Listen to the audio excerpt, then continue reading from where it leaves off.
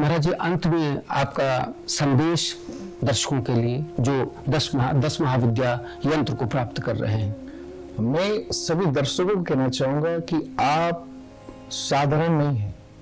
आप अपने आप को जानने की कोशिश करिए, आप अपने आप को पहचानने की कोशिश करिए।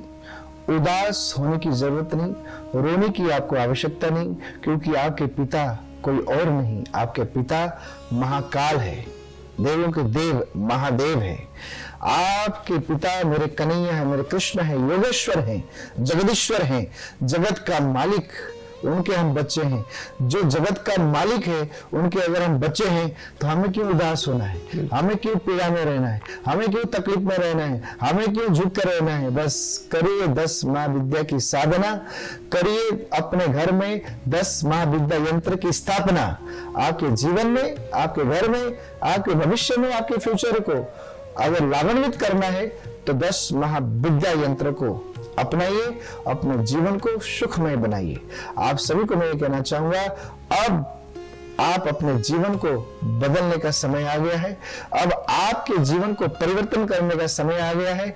बस लीजिए 10 महाविद्या यंत्र और अपनी माँ को करिए पुकार, अपने दिल की बात बोलिए 10 महादेवियों को, क्योंकि आप इस संसार में कहां जाएंगे, पूर्व पश्चिम उत्तर दक्षिण, अग्नि कोण, वायुव्य कोण, ईशान कोण, नैऋत्य कोण, या फिर आकाश में या फिर पताल में। टोटल मिलाकर कितने दिशाएं हुए? 10 दिशाएं हुए। तो 10 दिशाओं की देवी क्या है? 10 महाविद्या है।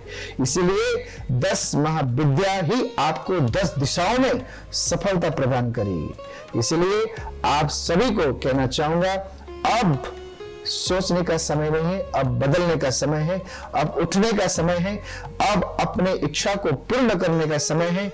आप उठिए, अपने आप को जागृत करिए और छलांग मारिए।